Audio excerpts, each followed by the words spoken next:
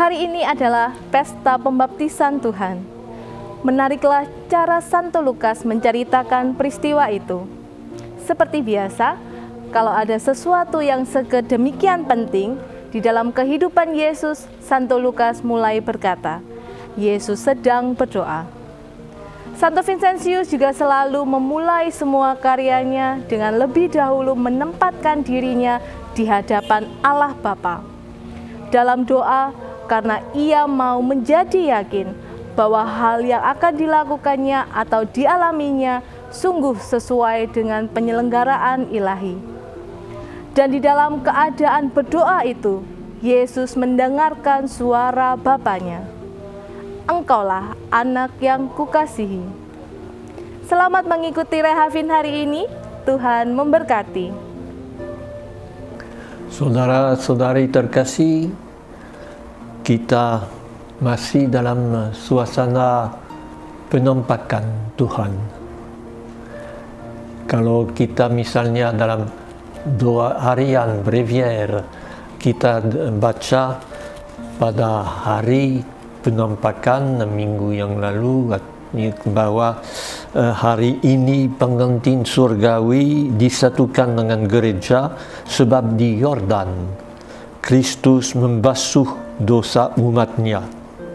Para sanjarna bergegas membawa persembahan untuk perkawinan raja, dan pada waktu itu tamu bergembira atas air yang diubah menjadi anggur.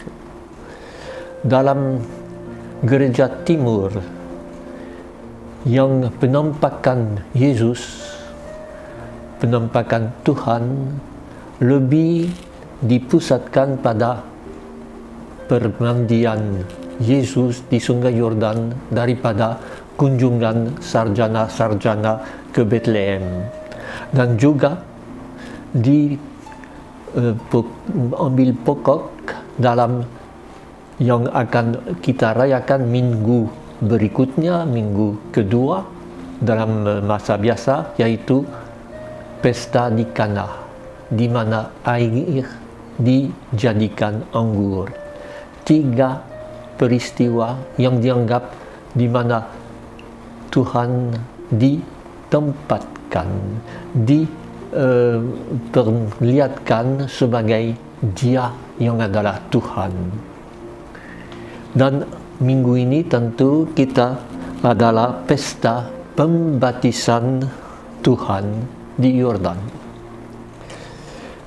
Dan dalam pembaptisan itu kita tahun ini baca Injil dari Lukas yang istimewa, sama seperti Injil Yohanes, bisa dikatakan hampir tidak menceritakan peristiwa Yohanes membaptis Yesus, tetapi yang terjadi sesudah Yesus dibaptis, waktu dia sedang berdoa dan ada suara dari surga dan ada Roh Kudus yang turun. Kita biasanya memang lebih pegang dari Matius, di mana Yohanes protes, bukan saya yang harus dibaptis tetapi engkau yang harus membaptis aku, atau dari Markus, tetapi yang inti dari Injil untuk pembaptisan Yesus ialah kata Allah kepada Yesus. Kata yang ditujukan kepada Yesus, engkaulah. Dalam Matius menjadi dialah, seolah-olah untuk semua orang. Dalam Lukas, engkaulah. Ini berita untuk Yesus pribadi. Dan yang juga menarik dalam Lukas ialah bahwa walaupun tidak dibaca dalam teks Injil hari ini, tetapi kalau kita ambil teks lengkap, dikatakan bahwa sesudah Yohanes menegur Raja wilayah Herodes, dia ditangkap. Maka penangkapan Yohanes menjadi tahanan diceritakan sebelum Yesus dipermandikan, untuk lebih menyatakan bahwa yang penting bukan Yohanes, sudah lewat Yohanes, tetapi bahas atau berita yang menabiskan Yesus sebagai anak yang terkasih. Bukan dalam arti seperti yang akan nanti diceritakan dalam dogma di Nisea bahwa ada Allah Bapa, Allah Putra, Allah Roh Kudus, ataupun seperti barangkali di Yohanes bab pertama, tetapi sekarang yang diutamakan ialah tugas dari Yesus. Caranya dia akan sebagai hamba Allah menjadi yang menyenangkan hati Allah, menyenangkan hati Bapa, seperti yang dikatakan dalam nubuat Yesaya, inilah hambaku yang kuteguhkan. Hamba dalam bahasa Alkitab seperti dalam bahasa orang Dayak, anak dan hamba itu kata yang sama. Kalau di Kalimantan tanya kepada satu orang, bapa mempunyai berapa anak, dia akan berkata 3 budak atau 4 budak. Anak dalam bahasa Injil hari ini adalah hamba. Hamba yang begitu dekat dengan hati Bapa. Dan ini yang ditegaskan dalam Mazmur untuk minggu ini. Mazmur itu adalah untuk saat seorang raja baru ditugaskan, dan menurut Alkitab ini saatnya raja itu lahir baru, menjadi manusia baru. Dalam Mazmur itu justru ditekankan bahwa Allah memberi kepadanya semua kemuliaan supaya dia bisa menjalankan tugasnya demi kebenaran, demi keadilan. Dan hal ini juga dikatakan dalam bacaan pertama dari Yesaya juga, di mana yang diutus disebut gembala, dan ini juga satu gelar yang selalu diberi kepada raja keturunan Daud.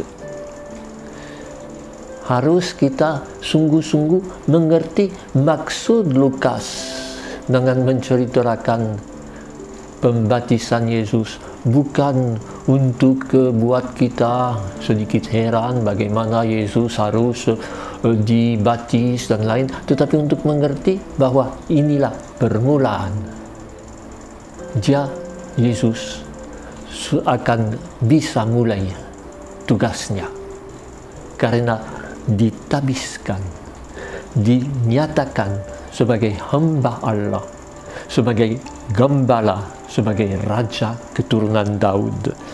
Dan dalam hal ini juga bacaan dari Titus atau kepada Titus menekankan hal ini juga, bahwa kita diselamatkan bukan karena kita buat yang baik dan hidup secara moral, tetapi hanya karena Allah sudah melakukannya melalui hambanya Yesus.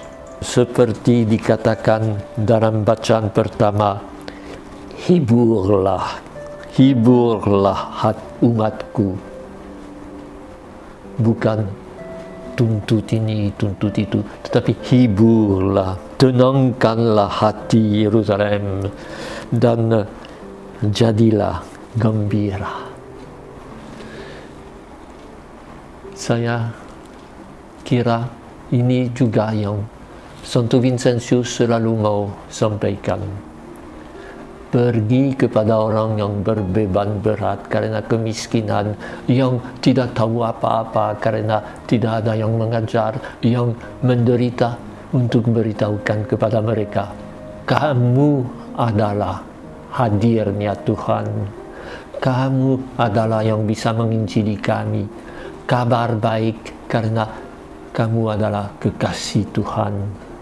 Berkat kedatangan Raja keturunan Daud, Yesus, hambaku, kata Allah, yang kuteguhkan, pilihanku, yang kusayangi. Ini yang dalam Injil tadi, dan yang khas Lukas juga, Yesus dibaptis, hampir tidak disebut, tetapi dikatakan sesudah semua orang dibaptis. Yesus juga dibaptis, dan sesudah itu dia berdoa. Ini juga sesuatu yang bisa kita ambil sebagai kabar baik. Doa berarti hubungan mesra dengan Allah yang penuh kasih. Ini juga Vincentius selalu berkata, berilah kepada aku orang yang berdoa, dia akan mampu buat apa saja. Ini juga kekuatan Yesus sendiri. Selalu kalau harus ada yang penting dalam hidupnya, berdoa.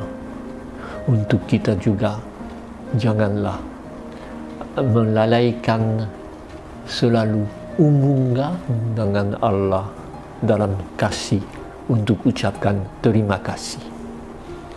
Maka marilah kita tutup dengan berdoa.